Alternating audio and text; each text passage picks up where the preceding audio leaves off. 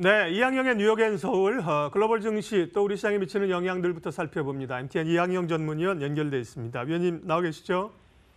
네, 안녕하세요. 이항영입니다. 네, FOMC 3월 회의에 대한 이 예상 밖의 비둘기적인 성향에 대해서 잠시 제가 언급을 드렸습니다만 원고에 보니까 왕비둘기라는 표현까지 쓰고 있는데 시장에서의 반응들이 시간대별로 변화가 꽤 있었습니다. 어땠는지 먼저 좀 읽어주세요. 네, 맞습니다. 오늘 전체적으로 보면, 결론적으로 보면 일단 뉴욕 주시장이 어제와 판박이었습니다. 나스닥은 조금 올라가는 듯 했지만 그걸 강보합이겠고요. 그리고 S&P 500과 다우지수가 내려갔는데요. 오늘 이제 다우지수가 내린 것은 이제 은행주가 내려서 그랬는데요. 그거 잠시 후에 말씀드리겠는데요. 일단 이런 거죠. 앞서 정리를 다 해주셨지만 연준의 오늘 시사점은 점도표를 보여서 나왔지만 결국 연준이 올해 금리가 인상이 없을 것이라는 것을 강력히 시사했는데 그 자체가 보면 그럴 수도 있지만 결국 중요한 것은 기본이 되는 배경이 한마디로 작년 12월 달에 트럼프 대통령이 과거에 그 제롬 파월 의장 해고하고 싶다 이런 얘기뿐만 아니라 아니면 심지어는 지금 시장의 모든 문제의 핵심은 연준이다 이럴 정도로 아주 비판적으로 했는데요. 그것 때문에 지금 금리를 동결하는 것이 아니라 그것이 아니라 경기 자체가 좀 전망 자체가 내려갔다. 이런 것 때문에 그렇기 때문에 트럼프 대통령이 소위 마냥 좋아할 수 없다는 얘기가 나오는 거죠. 구체적으로 보면 GDP 성장률이 작년 말 대비 2.3%에서 2.1%로요. 0.2%포인트 하향했고요. 인플레이션은 1.9에서 1.8로 내렸습니다.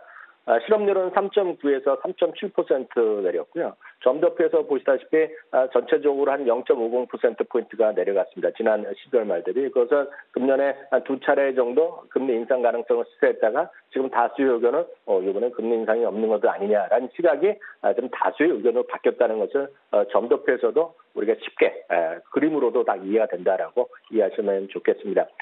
다만 이제 문제는 이런 거죠. 그 시장 자체의 어떤 경기 성장의 전망의 하향 그리고 금리 인상 가능성이 없다는 것 자체가 나오는 것이 결국은 결론적으로 보면 10년물 국채 금리를 비롯한 10년, 5년, 2년짜리가 전부 다 오늘 금리가 좀 내려가는 모습을 보여줬습니다. 제가 오늘 모든 금리를 같이 보여주는 걸 보여드리겠는데요. 단지 3개월짜리 아주 짧은 걸 제외하고 오늘 다 내려갔거든요. 그러니까 그만큼 지금 금리의 어떤 하향은 그만큼 경기의 어떤 어려움을 대변하는 그런 모습이라고 보셔야 되겠고요. 구체적으로 10년물짜리는 1년 내 최저 수준인 2.528%까지 떨어졌습니다. 이런 것들이 더 10년물이 좀 급하게 내려다 보면 가장 많은 분들이 두려워하는 거죠. 결국 일득에대 수평화, 편평화, 심지어 역전 이런 얘기가 또다시 나올 수 있는 그런 지경까지 올 수도 있다는 점. 물론 아직은 아니지만 그런 우려의 목소리가 있다라고 보셔야 되겠고요. 전반적으로 금리가 내려가면 당연히 금융주의 하락의 가능성이 이제 압박이 나올 수밖에 없습니다. 역설적으로 보면 금리가 올라가면 결국 금리가 올라가면 은행주의 실적도 올라가고 달러도 강해지는 그림이 일반적인 교과서적인 것인데 오늘 이제 금리가 내려가니까 결국 오늘 은행 업종 전체적으로 은행 업종 자체가 3.2%까지 떨어졌고요. 골드만삭스도 한 3.5% 후반대 떨어졌고요. 여러분들이 아실 만한 웬만한 은행들이 오늘 전부 다 2% 이상 떨어졌습니다. 그것이 오늘 금리의 그런 결정에 따른 요인이 되겠고요. 이거를 제외하고 오늘 또 하나의 요인이 있었다 그러면 오늘 따로 정리는 안 했지만 트럼프 대통령의 멘트가 나왔습니다. 뭐냐면 미국과 중국의 무역 협상이 지금 된다 안 된다 얘기가 많은데요. 난데없이 트럼프 대통령 이번에 협상이 되더라도 기존에 시행했던 중국에 대한 관세는 계속해서 앞으로 상당 기간 또 계속해서 관세를 부과할 수 있다라는 등 전형적인 트럼프 대통령의 소위 협상술의 발언인지 모르는지 모르겠으나 하여튼 지금은 무역협상의 최종 결정이 나기까지는 이게 또 어떻게 방향으로 뛸지 아무도 모르는 구간에 와 있고 이런 것들이 오늘 금리랑 상관없이 오늘 주가 지금 떨어뜨리는 그런 악재로 반영됐다고 보셔야 되겠고요. 오늘 금리가 내려가고 달러의 그런 모습 나오니까 오늘 당연히 금값이 약간 반등하는 모습 정도로 나온 것이 오늘 하루의 정리의 모습이 되겠습니다. 예, FOMC 회의와 관련된 미중 무역 협상과 관련된 글로벌 증시, 뉴욕 증시 분위기부터 봐주셨고요. 상대적으로 기술주들은 어제도 선방했고 최근의 흐름들이 좋은데 골드만삭스에서 성장주를 바라보는 시각에 대해서 흥미로운 자료를 냈다면서요. 네, 맞습니다. 골드만삭스 오늘 더 흥미로운 자료를 냈는데 사실 정확히 말씀드리면 기술주라고 딱 집어서 말한 건 아니지만 정확히 얘기하면 경기 둔화 시에 오히려 성장주로 사야 된다. 성장주 오히려 더 빛을 발할 수 있다는 얘기합니다. 이게 보면 우리가 흔히 얘기해서 교과서적으로 얘기하는 거가 많이 다르고요. 투자론은 일반적으로 저도 학교에서 강의를 하지만 투자론과는 완전히 다른 얘기입니다. 왜냐하면 경기 둔화기에는 우리가 흔히 얘기해서 방어적 섹터 주식을 사라고 얘기합니다. 그래서 흔히 얘기해서 통신주나 전력 같은 유틸리티 주식 이런 걸 가스주 이런 걸 사라 그러는데요. 이게 그것이 아닐 수 있다라는 얘기를 실증적으로 얘기하고 있습니다. 그걸 잠깐 소개해드리겠는데요. 작년 4분기에요. 작년 4분기에 상당히 경기 둔화 우려되면서 주가 상당히 안 좋았던 시기 많이 기억하실 텐데요. 그 당시에요. 가치 주식이 성장 주식보다 상대적으로 약간 선방하긴 했는데 앞으로도 그럴 것이냐에 대해서는 과거 사례를 보면 꼭 그렇지 않다는 얘기하고 있습니다. 실제로 보면 2011년 이후에요.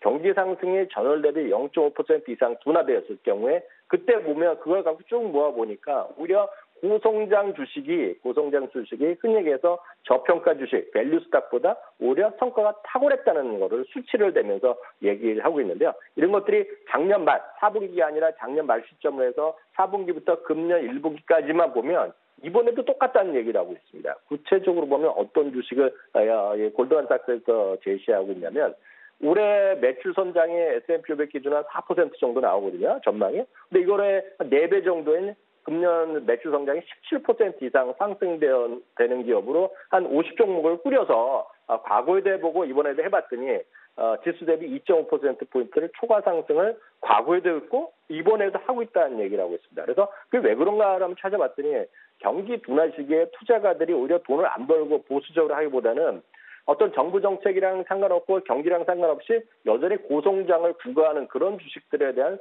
관심을 더 늘려왔다라는 얘기하고 있고요. 심지어는 경기 안 좋아서 정말 그러면 그 안전 주식으로 하는 안전 디펜시브 스탁으로 하는 것이 아니라 정말 그렇게 하면 채권을 산다는 얘기죠. 그러다 보니 주식하는 사람들의 입장에서 보면 성장에 대한 것들 그런 것들이 오히려 좋겠고 그러다 보니 경기 어려워지면 앞서 지금 FOMC도 그랬지만 금리 인상도 안 하니 금리를 좀 싸게 저금리를 갖고 와서 그걸 활용해서 성장을 이어가는 그런 기업들이 오히려 성과가 좋았다.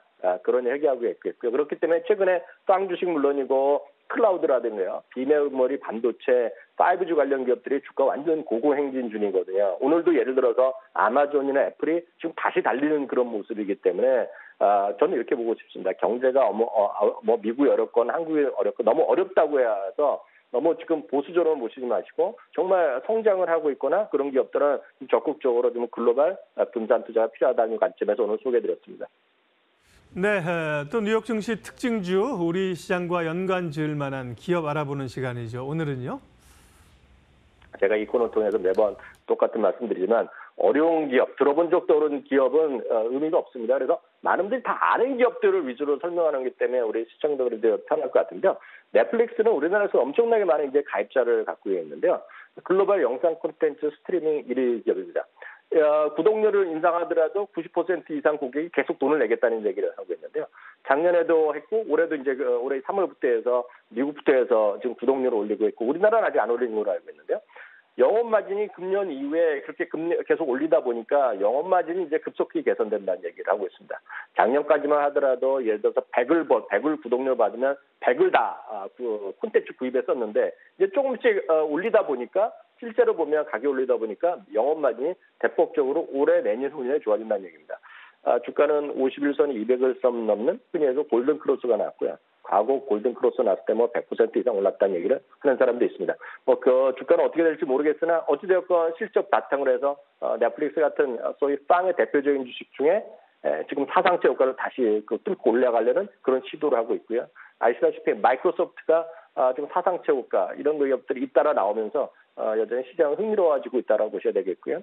넷플릭스 얘기할 때마다 똑같은 말씀드리지만 대한민국에서는 CJ ENM 그리고 스튜디오 드래곤 약간 엔터 쪽으로 좀 방향성을 넓히는 넷마블 이런 것들에 대한 관심이 여전히 필요하다 이렇게 말씀드리고 싶습니다. 예, 뉴욕앤서울 이항영 전문위원 함께했습니다. 위원님 잘 들었습니다. 감사합니다.